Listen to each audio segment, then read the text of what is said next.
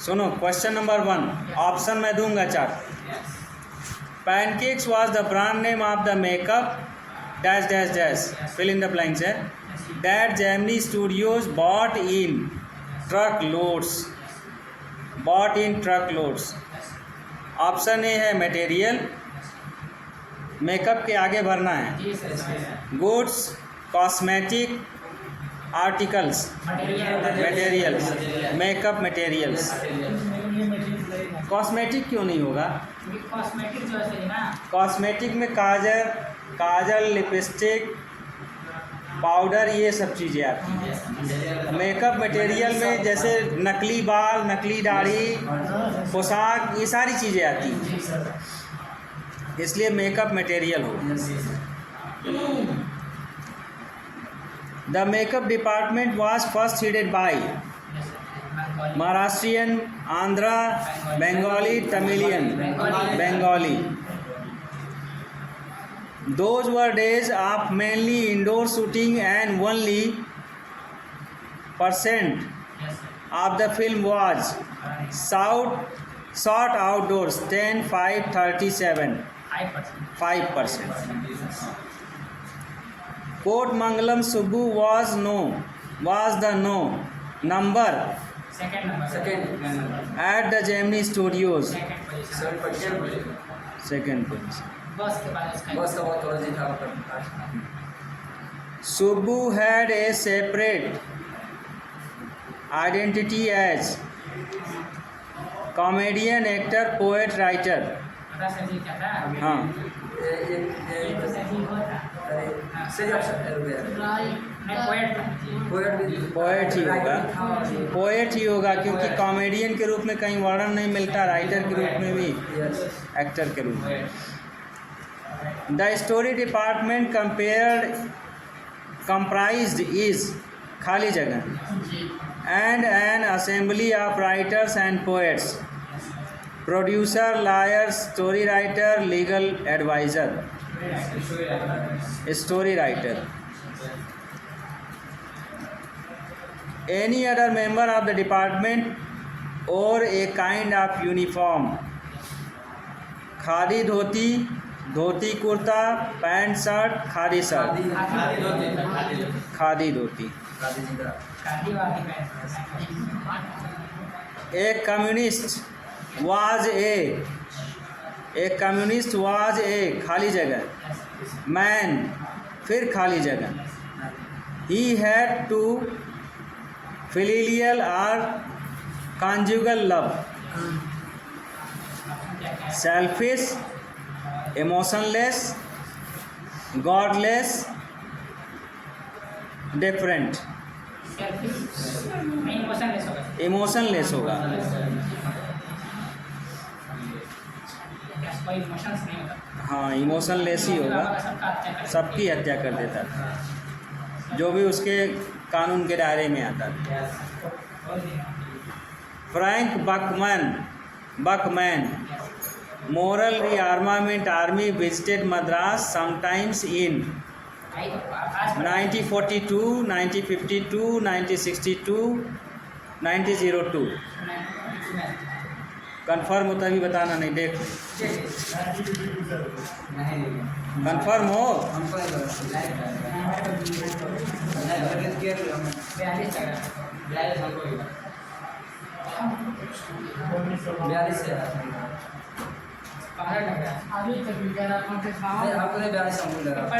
ये लग रहा है नहीं चल पाएगा, एग्जाम में एग्जैक्ट लिखना पड़ेगा।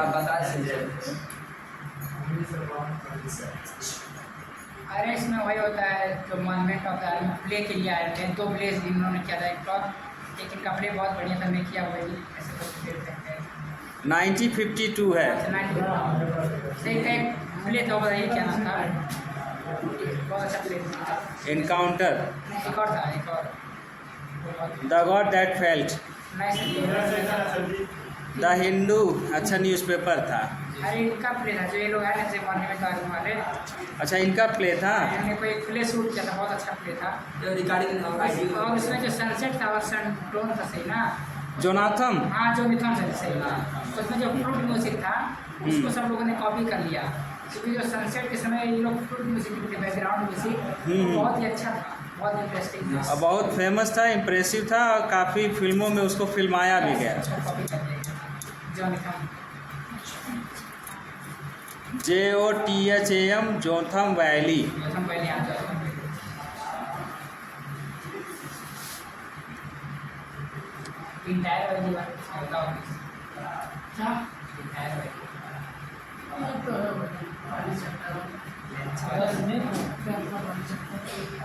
द फॉरगेटन फैक्टर, वही जो पूछ रहे थे।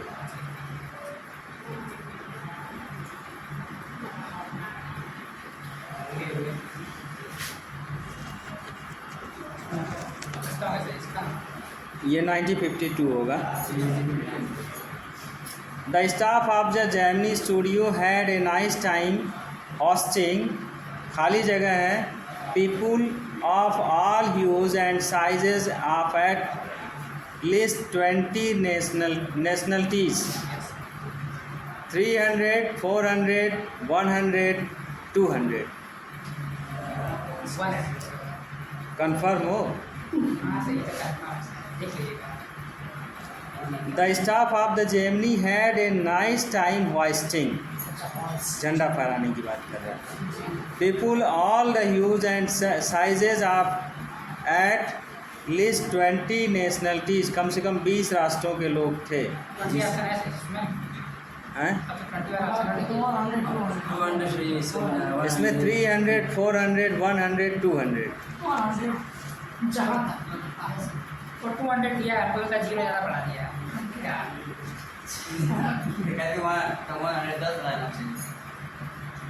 200 लोग हैं। हाँ।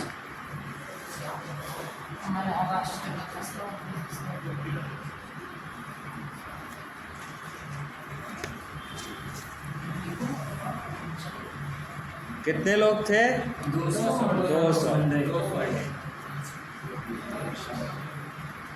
खाली जगह पहले ही है। Was also editor of the popular Tamil weekly Andhra Vikatan. Option है Subbu, Vasan, Stephen Spender, SDS Yogiyar. Subbu नहीं है, वसान हो सकते हैं। वसान सही बात है। वसान जो पत्रिका के तमिल वगैरह पत्रिका के एडिटर्स थे, फिर भी ये जब आए थे स्पेंडर इनके बारे में जान नहीं थे। डेमोक्रेटिक वर्ड वगैरह प्रयोग करके हियर एंड देयर करके पूरा दे दिए। A short story contest was organized by a British periodical by the name Encounter। Option A है इनकाउंटर, सेकंड है contest, the prose prize none. Encounter होगा। The poet who visited Gemini studios was an English poet, a Swedish poet, an Indian poet, none.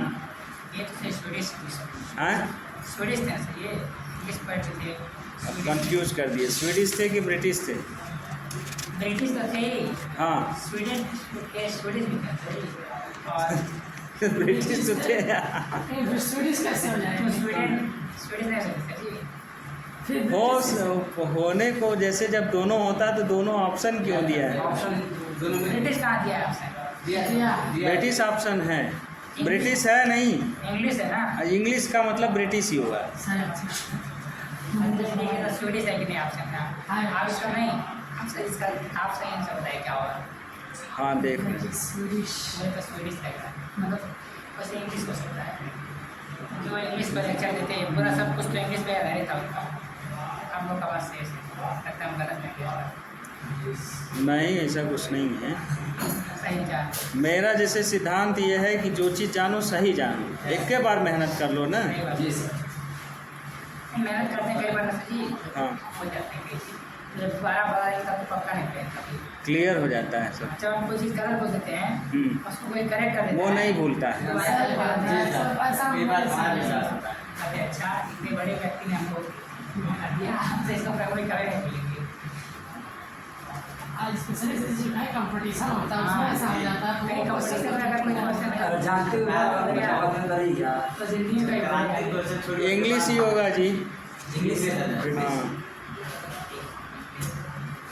The copy of God that fell costed, कितने इसका मूल्य था इसका? कम बोले तो 50 पैसा 50 5 रुपीज़, 50 पैसे, 70 पैसे, 1 रुपये। सेल लगा था ना उससे। The book that God had failed, the God that failed was low priced because of the anniversary of the Russian Revolution. कौन सा एनिवर्सरी था? 51, 51, 49, 100, 15। 100 ये 15 था। हमको तो लग रहा है 50वां था। 70 से 80 वाला हाँ? 50वीं वर्षगांठ था। हम्म। 50 दिए नहीं 15 दिए थे। कहे 50 नहीं कहे हैं? 15 बोले थे ना। चलो अच्छा 50वां ही समझो। ससुराल आपने अब हिंदी में बोलना पड़ेगा हमको। नहीं मतलब 50 है आप समझे। चलो अच्छा, हाँ है। इस तरीके से इसका ऑब्जेक्टिव क्वेश्चन भी हो गया ख़त्म। अब अच्छा ये बताओ, ये ऑब्जेक्टिव ख़त्म कर दिए, जो 2-3 लाइन का है वो ख़त्म कर लिए, 4-6 लाइन का लॉन्ग क्वेश्चन दे दिए। अब कोई कहाँ से पूछेगा? अब कोई कहीं से भी पूछे तुम लिख सकते हो, इतना तो कॉन्फिडेंस आ ही जाना चाहिए कि कोई कहीं से भी पूछे तुम लिख सकते हो। और ये कॉन्फिडेंस प्रत्येक स्टूडेंट को एग्ज़ाम से पहले आ जाना चाहिए। अब इसके बाद जब एग्ज़ाम के लिए 2-3 महीना पढ़ने बैठोगे 1 महीना पहले, तो तुमको लगेगा हमको तो सब आ ही रहा है। और जब छुओगे तो लगेगा कि अरे ये तो सब आ रहा है। और जैसे ही ओवर कॉन्फिडेंस हुआ कि छुओगे नहीं, उसके बाद 1 महीना नहीं पढ़ोगे, एग्ज़ाम में भूल जाओगे, बराबर हो जाएगा। क्योंकि एक स्टूडेंट की ये मनोवृत्ति होती है कि जब पढ़ने बैठता देखता सब आ रहा है तो उसको नहीं टच करना चाहिए, मगर उसको लिखना, जो आ रहा है उसको लिखना, बहुत सारी चीज़ें क्लियर हो जाए। आज क्वेश्चन जब 1 महीना बचेगा सही ना, सब चैप्टर का क्वेश्चन आंसर पूरा नोट्स बना देंगे। नोट्स बनाना, रिकॉर्डिंग करना, ऑब्जेक्टिव सब्जेक्टिव सब अभी से सुनो। जैसे सारी चीज़ें तो रिकॉर्ड हो ही रही हैं, अभी से सुनो, उसको क्लियर करते जाओ। अब बाकी जो चैप्टर बचेंगे उसको भी क्लियर कर लेना। तो पढ़ते हो मैगरेट भाई इतना अच्छा पढ़ाती है। क्या पढ़ाती? English chapter chapter summary question answer हमारे लिए उसका वीडियो होता है कि तुम्हारे लिए बहुत अच्छा ज़्यादा घंटा का भी होता है। ये डिजाइन पॉइंट वाला इसको काम होता है। चैप्टर जब बड़े बड़े हैं, अच्छा ही है। हमारे बढ़िया पढ़ाते हैं, इसमें कोई संदेह नहीं। मैगनेट का सब बढ़िया है। एक और भी पढ़ाते हो थे नहीं ये बहुत डायमंड एकेडमी। हाँ डायमंड की एक ही वो तो बहुत नाम है, देखिए बच्चे का दर्जा सारा ये सही पढ़ा रहे हो। हिंदी में कौन पढ़ जाता है? इंग्लिश का दायरे में कहता प्यारे बच्चों डायमंड एकेडमी की बात कि मैं डिजाइन करता मैं धुआं ये चैप्टर धुआं में और पढ़ा है। डिजाइन पॉइंट दिए गए बहुत अच्छा पढ़ाता है वो भी। तो देखो जैसे स्टोरी समझ में आ गई, जब तक तुम ट्रांसलेशन नहीं कर पाओगे या इंग्लिश में जवाब नहीं दे पाओगे तब तक कोई मतलब नहीं। हाँ ये है कि पहले से बेहतर परफॉर्मेंस हुआ है, सारी चीज़ें समझ में आ रही है, एक एक स्टोरी समझ में आ रहा है, एक एक पॉइंट समझ में आ रहा है। अब बस इसी को इंग्लिश में यदि लिखने की आदत डाल लिए तो फिर उसके बाद कमी नहीं रह जाएगी। तो कोशिश यही करो कि ज़्यादा से ज़्यादा इंग्लिश में लिखो, और जिसको नहीं आता है वो मांग मांग के लिखें।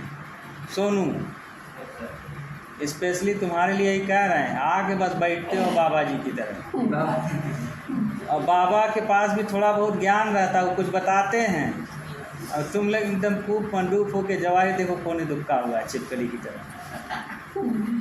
तो इस तरह ना बैठो, कुछ सीखो, जवाब दो, रिप्लाई दो, हिंदी में ही दो। हाँ लिखो, बोर्ड में चले गए हो, तुम्हारे जीवन का एक तरीके से बॉर्डर लाइन तय हो रहा है कि तुम क्या करोगे, क्या बनोगे, अपना तकदीर का डिसाइड कर रहे हो। अब बैठे हुए हो, जब तुम्हारे तकदीर का डिसीजन हो रहा तुम बैठे हुए हो, बाद में दोष दोगे कि भगवान हमारे साथ अन्याय किए। अन्याय तो तुम ही लोग कर रहे हो ना। क्यों जी धन जी? धन जी सही वही लग रहा है। नहीं का मान बता, नहीं लिखे हो, जो कह रहे हैं वो सही कह रहे हैं ना। तो अभी से तुम लोग ग्रुप बना के डिस्कशन करो, एक एक टॉपिक का डिस्कस करो, ये सब चैप्टर का डिस्कस करो, पोएम का डिस्कस करो, फिगर ऑफ स्पीच का डिस्कस करो। जब इस तरीके से तैयारी करोगे तो एकदम सब चीज़ें एकदम हल्की लगने लगेंगी, कुछ वजन ही नहीं रह जाएगा। और हिंदी इंग्लिश को जोड़ के पढ़ो। जो इसमें फिगर ऑफ स्पीच है खोजो हिंदी में कौन सा मिल रहा है इससे, जो हिंदी में है खोजो इंग्लिश में कौन सा मिल रहा है। फिगर ऑफ स्पीच खोजो और तमाम जो चीज़ें उसको खोजो, लिटरेचर खोजो। ऐसा नहीं कि जो हिंदी में अच्छी लाइनें उसको अंग्रेजी में नहीं लिख सकते। अंग्रेजी में एटीजी लिखे जाते हैं। जैसे न्यूज़पेपर द हिंदू जब पढ़ोगे तो बहुत सारे हिंदी के वही शब्द उसको लिखे जाते हैं। जैसे मान लो है लिखा रहेगा तो HAI लिखेंगे, उसको इटैलिक वर्ड में लिख देंगे ताकि ये समझ में आए कि हाँ ये कहीं से लिया गया है। फिर उसके अर्थ को एक्सप्लेन करेंगे वहीं आगे। तो ऐसा नहीं कि जो हिंदी का जो इम्पोर्टेंट लाइन है, जो टॉपिक पढ़ रहे हो उससे रिलेटेड है तो उसको नहीं लिख सकते। लिख सकते बशर्ते उसको बेहतर तरीके से एक्सप्लेन करना सीखो।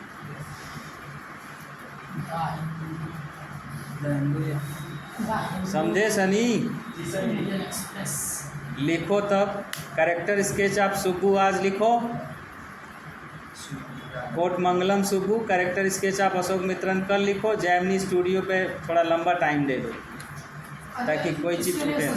सब्सक्रिप्शन लेना पड़ेगा क्या सही? कैसा सब्सक्रिप्शन? जैसे पहले पढ़ना होगा तो हाँ। बहुत सारे टेलीग्राम आ जाए फ्री में आता है। बहुत सारे लोग एक्सप्लेन करते हैं। बशर्ते देखो रोज़ का रोज़ पढ़ना, ठीक है। अब पढ़ने के बाद यदि नोट्स ना बनाए तो सारी चीज़ें भूलती भी जाती हैं। हाँ सही। दिमाग का एक कैपेसिटी न है।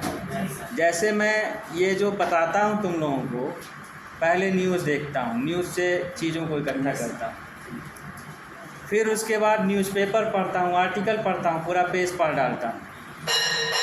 फिर उसके बाद आर्टिकल पढ़ने के बाद कुछ चीज़ें जैसे नहीं समझ में आती तो गूगल से सर्च करता हूँ, तब जाके बताता हूँ। 10 से 15 मिनट या 10 से 5 मिनट जो भी बोलता हूँ तब जाके बोलता हूँ। अब उसी आर्टिकल से नहीं पढ़ते हैं, इंग्लिश में जी दोनों में पढ़ते हैं। तो जब उसी में जब कोई बोल देता है तो बड़ा गुस्सा आता है, लय टूट जाता है। एक तो हम इतनी मेहनत करके तुम्हारे लिए परेशान हैं कि तुम लोग किसी तरह से सक्सेस हो जाओ जल्दी से जल्दी, और ऊपर से तुम लोग उसको भाव नहीं दे रहे हो। ये सर्विस भी जो तो थोड़ा सा दिक्कत होती है। जब आदमी मेहनत करता है तो रिजल्ट चाहता है।